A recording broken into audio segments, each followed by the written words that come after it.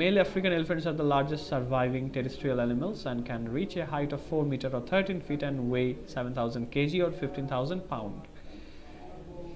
Elephant হচ্ছে ছড়িয়ে আছে, স্ক্যাটার্ড, বিক্ষিপ্তভাবে ছড়িয়ে আছে সাব-সাহারান আফ্রিকা অঞ্চলে, সাউথ এশিয়াতে, সাউথ ইস্ট এশিয়াতে, তিনটে জায়গাতে আছে। পুরুষ আফ্রিকান হাতি দুনিয়ার সবচেয়ে বড় টিকে থাকা সার্ভাইভিং। টিকে থাকা কেন বলা হচ্ছে? সবচেয়ে বৃহৎ প্রাণী যারা ছিল ডাইনোসর, তারা কিন্তু টিকে নাই, সার্ভাইভ করে নাই। তো এরা হচ্ছে লার্জেস্ট সার্ভাইভিং অ্যানিমালস এবং এরা টেরিস্ট্রিয়াল হচ্ছে স্থলের প্রাণী যারা আছে, স্থলজ প্রাণী, এবং তাদের উচ্চতা হতে পারে 13 ফিট পর্যন্ত, ওজন হতে পারে 7,000 কেজি পর্যন্ত। তো বেশ কিছু ইন্টারেস্টিং আমরা ইন্ট্রো পেলাম। এখন দেখি মিস্টার ফারদিন, আপনি পড়েন, তারপরে পারে কি অবস্থা? Yes, all elephants have several distinctive features, the most notable of which are trunk or proboscides used for many purposes, particularly breathing, lifting water, and grasping objects. Their incisors grow in trunks, Incisors grow into tusks. scissors. Their incisors grow into tusks, which can serve as weapons and as tools for moving objects and digging. Elephants' large ear flaps help to control their body temperature. Their pillar-like legs can carry the great weight. African elephants have larger ears and concave backs, while Asian elephants have smaller ears and convex or level backs. One of the biggest threats of elephant populations is the ivory trade, as the animals are poached for their ivory tusk. Other threats, yes. এটা হচ্ছে poached, poaching করা, চোরা শিকারী যেটাকে বলা হয়, চোরা শিকার করা। Poached for their ivory. Other threats by elephants include habitat destructions and conflicts with local people. Elephants are used as working animals in Asia in the past in war. Today they are often on display and circuses. ওকে, সার্কাসেস। আগে এক সময় কিন্তু হাতির ব্যবহার ছিল যুদ্ধক্ষেত্রে। আমরা অনেক সময় ওই সিনেমা দেখি না, বিশেষ করে সহজ কথা বলি, বাহুবলী তো দেখা হয়েছে নাকি? বাহুবলীতে কিন্তু হাতি দিয়ে যুদ্ধ করা হতো। ইভেন আমাদের এই যে এশিয়ান অঞ্চলে হাতিতে করে চলাচল করা হতো এবং হাতি স্কোয়াড ছিল, হাতি দিয়ে যুদ্ধ করা হতো। হাতি নামা মানে হচ্ছে এরা হেভি আর্টিলারি। এখন তো কামান ব্যবহার করা হয় বা তার পরবর্তীতে আসলো, বাট তখন হাতি নামা মানে হচ্ছে বিশাল ব্যাপার। তো এই কাজে ব্যবহার করা হতো এবং হচ্ছে কিছু জায়গাতে, থাইল্যান্ডে এখন এগুলো দিয়ে হচ্ছে দেখবেন যে মানে বড় বড় গাছ টানা হয়। তারপর সার্কাসেও এটার একটা ব্যবহার আছে, সার্কাসে হাতির খেলা দেখানো হয়। ওকে, সো একটু দেখি হাতির যে ফিচার্সগুলো কী কী। ফিচার মানে তো আমরা বুঝি নাকি, ফোনের ক্ষেত্রে বেশি যায়। So what is features? ফিচারের বাংলাটা কি?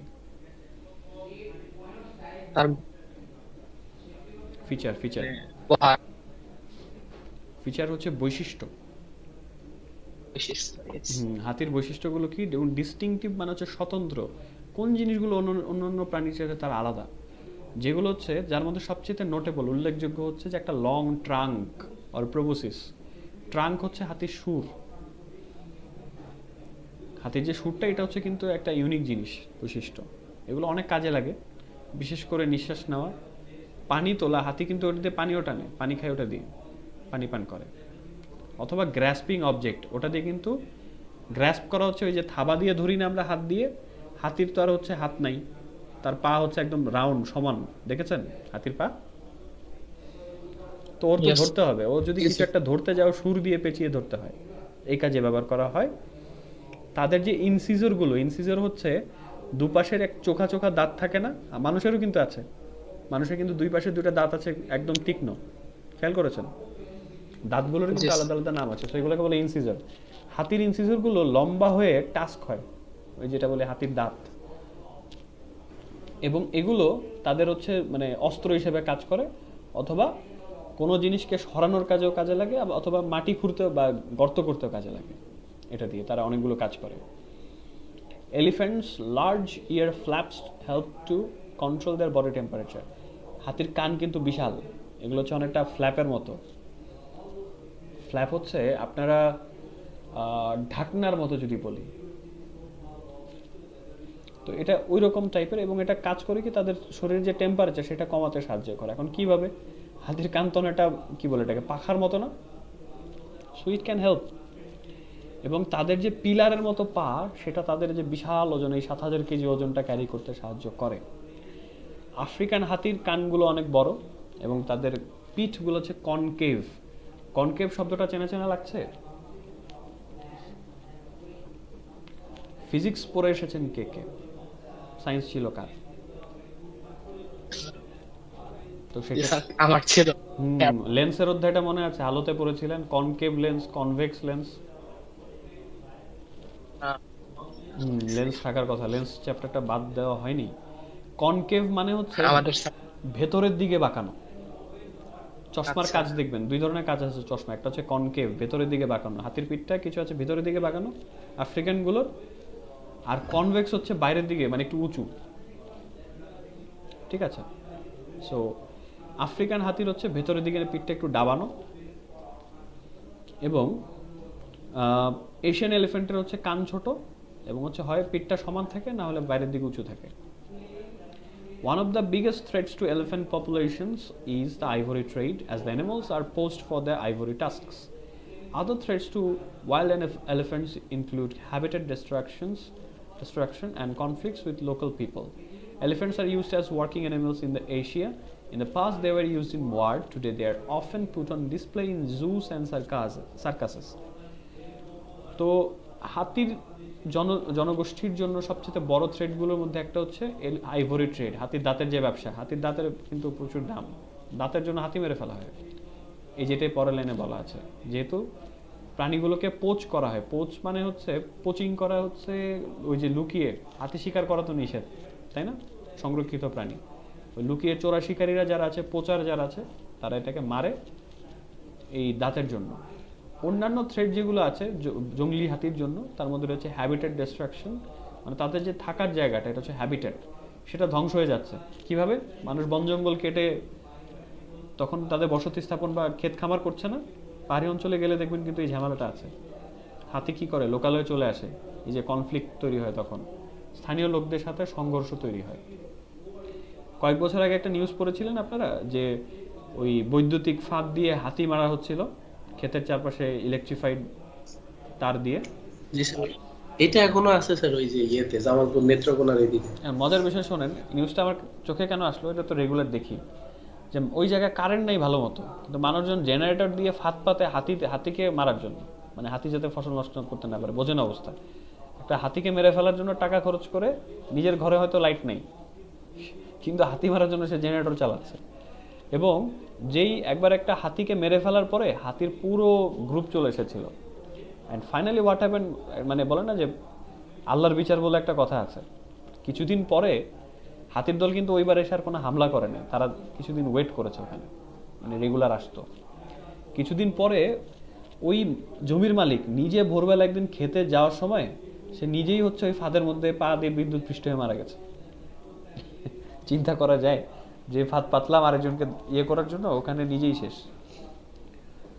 সো এনিওয়ে, এটা হচ্ছে তাদের একটা মানে হুমকির একটা বড় কারণ। এলিফ্যান্টগুলোকে পূর্বে হচ্ছে কাজের প্রাণী হিসেবে ব্যবহার করা হতো, ভারবাহী প্রাণী বা কাজ করানো হতো এদেরকে দিয়ে এশিয়াতে। আরও আগে ব্যবহার করা হতো যুদ্ধে। বর্তমানে তাদেরকে হচ্ছে চিড়িয়াখানায় ডিসপ্লেতে রাখা হয় এবং সার্কাসে দেখানো হয়। এবার হচ্ছে আমরা একটু সলভ করব, একটু নিচে যখন যাব দেখব যে কিছু স্টেটমেন্ট দেওয়া আছে, এগুলো সত্য না মিথ্যা আমরা একটু যাচাই করি। ম্যামথস অ্যান্ড ম্যাস্টোডনস লিভ ইন আফ্রিকা, এটা কি রাইট অর রং? তাহলে রাইটটা ফলস। এটা কেন ফলস? স্যার এটা তো পাহাড়ি মানে বরফের ইয়েতে বাস করতো না। সবচেয়ে বড় কথা, এটা বেঁচেই নাই। লিভ কিন্তু প্রেজেন্টে দেওয়া আছে, আচ্ছা। Tense. They are not hmm. Living, তারা জ্যান্তই নেই। ম্যাস্টোডন কিন্তু আবার শুকনো অঞ্চলে বাস করতো, ম্যামথ পাওয়া যেত হচ্ছে শীতের দেশে। এরা জ্যান্তই নেই, so live in Africa, live শব্দটা এখানে যাবে না। Elephants live in all continents, সব মহাদেশে কি বাস করে? ফলস। এটা False. মিথ্যা। অ্যান্টার্কটিকায় বাস করে না। কোথায় কোথায় বাস করে মূলত? South And Asia, Africa. Africa, south east Asia. Asia আর আফ্রিকা, Yep. দুটো মহাদেশে তারা বাস করে। স্পেসিফিকলি তিনটা জায়গার কথা বলা আছে। Ivory trade is the main thread the elephants are facing. এটা কি মূল থ্রেড যেটা এলিফ্যান্টরা ফেস করছে? Yes sir, true. True. True, তাদের হাতির দাঁতের জন্য তাদেরকে মেরে ফেলাচ্ছে, এটাই মূল থ্রেট। ওকে, এখন One of মিস্টার সোহান বলেন। না the স্যার, biggest threat. ওকে, এবার একটু নিচে যাব। হ্যাঁ মিস্টার ফারদিন বলুন। লেখা আছে এখানে biggest threat. Biggest threat, yes. এবার একটু নিচে চলে যান, সেখানে এলিফ্যান্ট আইভরি ট্রেড নামে একটা প্যাসেজ আছে রিলেটেড ম্যাটেরিয়ালসে, দেখতে পেয়েছেন? একটু নিচেই আছে রিলেটেড ম্যাটেরিয়ালসে। Materials. Elephant ivory trade, yes sir. তো ওইটা আমরা একটু পড়বো যে হাতির দাঁতের যে ব্যবসাটা, সেটা আসলে কি ঘটে। সো মিস্টার ফারদিন বের করতে পেরেছেন? Yes, sir. পড়েন দেখি এলিফ্যান্ট আইভরি ট্রেডটা আসলে কি ঘটে ওখানে। Elephant ivory trade poses a threat to the very existence of elephants. Ivory hunters were responsible for wiping out in North Africa, perhaps about 1,000 years ago, in much of South Africa in the 19th century, and most of West Africa by the end of 20th century. At the peak of the ivory trade per 20th century, during the colonizations of Africa, around 800 to 1,000 tons of ivory was sent to Europe alone. Elephant ivory has been exported to Africa and Asia for centuries, with records going back to the 14th century BC. Throughout the colonizations of Africa, ivory was removed, often using slaves to carry the tusks to be used for piano keys, billboard balls, and other expressions of exotic wealth. Okay, thank you, Mr. Fardin. So let's see. Elephants' ivory trade poses a threat to the very existence of elephants. Ivory hunters were responsible for wiping out elephants in North Africa, perhaps about 1,000 years ago, in much of South Africa in the 19th century, and most of West Africa by the end of the 20th century. তো এলিফ্যান্টের যে হাতির দাঁতের ব্যবসা, সেটা হচ্ছে poses এ threat. এটা হচ্ছে হাতির যে ভেরি এক্সিস্টেন্স, তাদের যে মানে অস্তিত্ব, সেটার উপরই একটা বড়সড় হুমকি হিসেবে দেখা যায় এটা। আইভরি হান্টার, যারা হাতির দাঁত শিকারী, তারা হচ্ছে 1000 বছর আগে উত্তর আফ্রিকায় হাতির পুরো বংশ তারা নির্বংশ করে ফেলেছিল, ওয়াইপিং আউট এলিফ্যান্ট, একদম ঝাড়ে বংশে শেষ। এবং 19 শতাব্দীতে তারা কি করেছে, সাউথ আফ্রিকাতেও একই কাজ করেছে, প্রায় পুরোপুরি করতে পারেনি, পুরো মোস্ট অফ দ্য ওয়েস্ট আফ্রিকাতেও সেম কাজ করেছে বিংশ শতাব্দীর শেষে। এবং যখন হাতির দাঁতের ব্যবসাটা একদম পিকে ছিল, শীর্ষে ছিল, তখন বিংশ শতাব্দীর আগে সেটা ছিল পিকে ছিল, যখন আফ্রিকাতে কলোনাইজেশন চলছে। দ্যাট মিনস হচ্ছে এই যে বিভিন্ন দেশ বসতি স্থাপন করছে গিয়ে, যেমন আমাদের দেশে ব্রিটিশরা এসে বসতি স্থাপন করেছিল, কলোনি স্থাপন করেছিল, আফ্রিকাতেও কিন্তু করেছে, ফ্রান্স, তারপর হচ্ছে ব্রিটিশরা, পর্তুগিজরা গিয়েছিল। তখন শুধুমাত্র ইউরোপ অ্যালন 800 থেকে 1000 টন আইভরি, শুধু হাতির দাঁতই গিয়েছিল 800 থেকে 1000 টন। ভাবা যায় কতগুলো হাতি মারা হয়েছে। এখন এগুলো দিয়ে করেটা কি, এটা আমরা দেখব। Elephant ivory has been exported from Africa and Asia for centuries, with records going back to the 14th century BC. Throughout the colonization of Africa, ivory was removed, often using slaves to carry the tusks to be used for piano keys, billiard balls and other expressions of exotic wealth. তো এলিফ্যান্টের যে ivory সেটা হচ্ছে Africa এবং Asia থেকে রপ্তানি করা হতো শতাব্দীর পর শতাব্দী ধরে, এবং এটা রেকর্ড যদি ঘাটা হয় সেক্ষেত্রে চলে যেতে হবে সেই 14 শতাব্দীতে, বিফোর ক্রাইস্ট, বিসি, খ্রিস্টপূর্ব। আফ্রিকার কলোনাইজেশনের সময় যখন এখানে উপনিবেশ স্থাপন করা হয় সেই সময় আফ্রিকা আইভরি ওয়াজ রিমুভড। আফ্রিকার থেকে যে হাতি দাঁতগুলো আসতো সেগুলোকে সরানো হতো প্রায় দাস ব্যবহার করে, তখন তো দাস প্রথা ছিল, দাসদের ব্যবহার করে এই দাঁতগুলোকে ক্যারি করা হতো, tusk. To be use for piano keys, কি কাজে ব্যবহার করা হতো? পিয়ানোর যে কি আছে না, মানে যেটা আমরা বাজাই না হাত দিয়ে, প্রত্যেকটা কিন্তু এক একটা কি, হারমোনিয়ামে কিন্তু আছে, দেখেছেন? পিয়ানো কিজটা বুঝতে পেরেছেন আপনারা? ওইটা হচ্ছে কিজ, হাতি ইয়ে দিয়ে বানাতো, দাঁত দিয়ে বানাতো। এটা বিলিয়ার্ড বল, বিলিয়ার্ড তো দেখেছেন নাকি? এটার কথা বলতে পারবো না। ওই যে একটা টেবিলের মধ্যে একটা লাঠি দিয়ে কিছু বল ফেলতে হয় গর্তে, ক্যারামের মতন একটা সবুজ কালারের একটা, সো ওটা হচ্ছে বিলিয়ার্ড আর কি, পুল বলি যেটাকে আমরা, পুল খেলা। হ্যাঁ, তো ওই বলগুলো হচ্ছে হাতির ওই দাঁত দিয়ে বানানো হতো। মানুষজনের কত শখ, এবং অন্যান্য expressions of exotic wealth. Exotic wealth কি জানেন? মানে মানুষের কিছু শৌখিন জিনিস থাকে না, ধরেন প্লাস্টিক দিয়েও চিরুনি হয়, হয় না? এখন কিছু লোকের শখ হলে আমি একটু এক্সোটিক জিনিস ব্যবহার করবো। দ্যাট মিনস কি, আমি হাতির দাঁত দিয়ে চিরুনি বানাবো, তারপর হাতির দাঁত দিয়ে ছুরির বাট বানাবো, আমি হাতির দাঁত দিয়ে হচ্ছে বাক্স বানাবো। থাকে না, বাঘের চামড়া মানুষ কেন রাখে? আমাদের কি দরকার হয় বাঘের চামড়া দিয়ে কি আমরা জুতা বানাই পরি? দেখেছেন কখনো? না, এটা হচ্ছে মানুষ কি করে, মানুষ একমাত্র প্রাণী যারা শুধুমাত্র শখ করে, মানে টাকা পয়সা মনে করেন যে খরচ করতে হবে, ঠিক আছে, একটু অদ্ভুত অদ্ভুত কাজ করি, তখন তারা এইসব কাজ করে। যেমন দেখেন, মানে নর্মালি হচ্ছে গরু ছাগলের চামড়ার যে বেল্ট আর কুমিরের চামড়ার বেল্ট জুতা দাম অনেক ডিফারেন্স না? কুমিরের চামড়া অনেক বেশি এক্সপেন্সিভ। কারণ কি? চামড়া তো চামড়াই, ওখানেও ভালো গ্রেডের চামড়া আছে। So still they do this.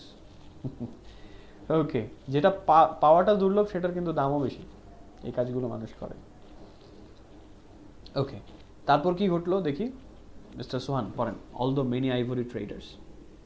Okay, sir. Although many ivory trades repeatedly claimed that the problem was habitat loss, it became glaringly clear that the threat was primarily the international ivory trade. Should there be a legal trade in elephant ivory? This debate has been going on since at least 1989, when the Convention of International Trade in Endangered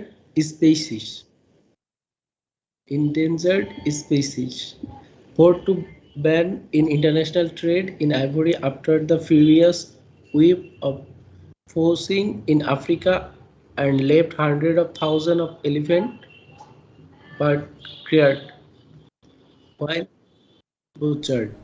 While some conservationists says that limited legal ivory trade is needed to static demand, especially in China, in a controlled manner. Environmental activities ask whether elephant can survive a legal ivory trade. They argue that 1989 ban must be kept in place to protect elephant, especially now that poaching has once again risen to catastrophic levels.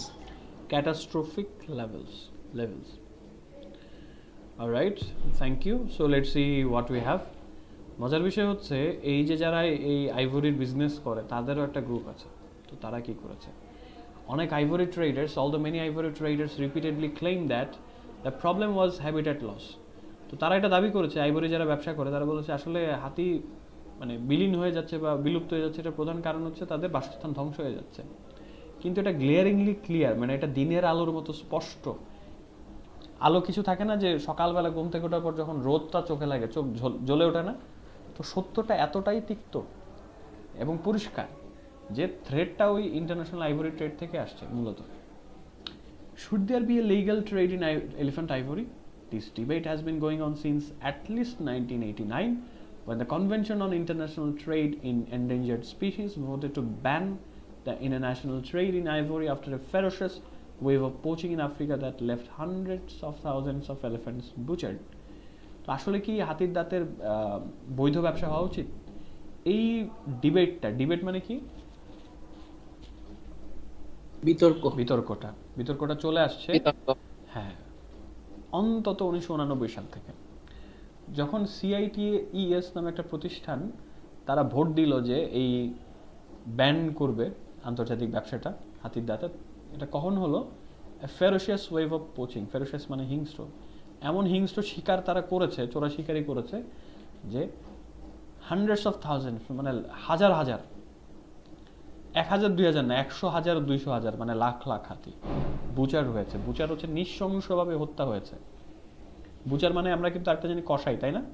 কসাই যেভাবে মাংস কাটে একটু নৃশংসই লাগতে পারে, but এইটা হচ্ছে যখন ভার্ব ফর্মে আসবে তখন মানে বোঝাবে নৃশংসভাবে হত্যা করা।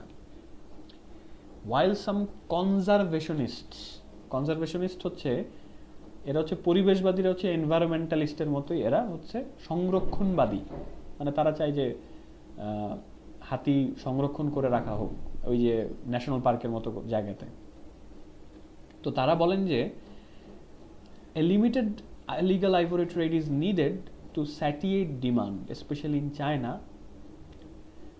তো তারা বলেন যে একটা সীমাবদ্ধ লিগ্যাল মানে অল্প স্বল্প পরিসরে হলেও দরকার এই আইভরি ট্রেডটা বৈধ করা দরকার, যাতে করে যে ডিমান্ড, এটা তো ডিমান্ড অবশ্যই আছে, ডিমান্ড কিন্তু নর্মাল লোকজনের কাছে না, একদম হাই লেভেলে বড় লোকদের কাছে, সেগুলো একটু স্যাটিয়েট অর্থাৎ তৃপ্ত করা, ঠান্ডা করা, শান্ত করার জন্য দরকার, বিশেষ করে চায়নাতে। চাইনিজদের এই ব্যাপারটা কিন্তু আছে, চাইনিজরা খুবই অদ্ভুত জিনিস খায়। আপনারা হয়তো দেখে থাকবেন যে স্নেক ওয়াইন নামে একটা জিনিস আছে, দেখেছেন? বোতলের ভেতরে আস্ত সাপ, খুব ভয়াবহ জিনিস, এগুলো মানুষ খায়। সো এই ধরনের ব্যাপারগুলো আছে কিছু মানে মিলেনিয়ারদের মধ্যে, যেটা খেলে বেশি দিন বাঁচা যাবে, অনেক ব্যাপার স্যাপার আছে আর কি। তো তাদের চাহিদাটা একটু মেটানোর জন্য হলো লাগবে, না হলে তারা হচ্ছে টাকা আছে না, টাকা খরচ করলে পাওয়া যায় না এমন কিছু নাই, টাকা দিলে বাঘের চোখও পাওয়া যায়, একটা প্রবাদ তো আছে। তো এই কারণে নাকি একটু হলেও লাগবে এই লোকগুলোর ডিমান্ড মেটানোর জন্য, ইন এ কন্ট্রোল ম্যানার, মানে একটু নিয়ন্ত্রিত উপায়ে। এনভায়রনমেন্টাল অ্যাক্টিভিস্ট যারা আছে, পরিবেশবাদী কর্মী যারা আছেন, তারা আবার জিজ্ঞেস করেছেন যে হাতি কি এই বৈধ ব্যবসায় বাঁচতে পারবে? যদি বৈধ ব্যবসা ওকে করে দেওয়া হলো, হাতি কি টিকতে পারবে? দাঁত না থাকলে হাতির আসলে আত্মরক্ষার কোনো জিনিসই নেই। দে আর্গিউ দ্যাট, তারা যে এটা বিতর্ক করেছেন যে 1989 ব্যানটা অবশ্যই জায়গা মতো রাখতে হবে, সরানো যাবে না হাতিকে রক্ষা করার জন্য, কারণ এখন আবার ওই পোচিং, চোরা শিকার ব্যাপারটা ক্যাটাস্ট্রফিক লেভেলে পৌঁছে গেছে, মানে একদম ভয়াবহ ধ্বংসাত্মক উপায়ে পৌঁছে গেছে। সো দ্যাটস এটা ওই ব্যানটা রাখতে হবে।